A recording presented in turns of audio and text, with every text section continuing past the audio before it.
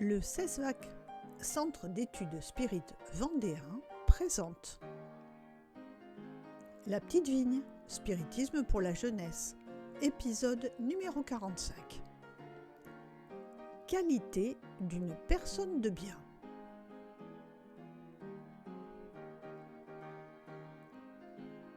Les qualités du cœur. J'en ai moins des qualités. C'est très bien. Et ce qui est encore mieux, c'est d'en acquérir d'autres. C'est ce qui nous rend vraiment heureux. Alan Kardec, dans l'Évangile selon le spiritisme, nous apprend que faire pour être une personne de bien. Ce sont les guides spirituels ou anges gardiens qui lui ont donné ces informations. Il suffit de faire le bien pour le bien, sans attendre de récompense, de rendre le bien pour le mal et de prendre la défense du faible contre le fort. Se sentir heureux de pouvoir aider les autres, sans faire de distinction entre les gens, parce que nous sommes tous frères. Avoir pour guide la charité et éviter de porter préjudice à autrui. Ne pas avoir de haine, de rancœur, ni de désir de vengeance, c'est-à-dire toujours pardonner.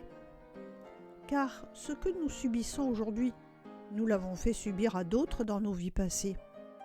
Ne pas chercher les défauts des autres, mais surveiller nos propres défauts et les combattre. Respecter les idées et les croyances des autres, sans se fâcher après ceux qui ne pensent pas comme nous.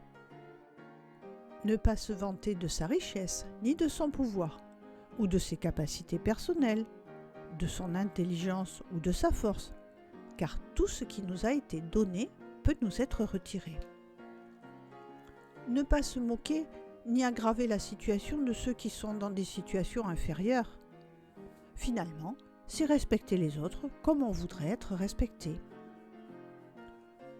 Il faut accepter, sans se plaindre, les souffrances parce qu'on sait qu'elles sont justes et nécessaires à notre progression spirituelle et qu'elles seront suivies d'un bonheur d'autant plus grand que nous les aurons supportées patiemment. Et enfin, interroger sa conscience pour savoir si l'on n'a pas fait de mal, mais au contraire si on a fait tout le bien qu'on a pu.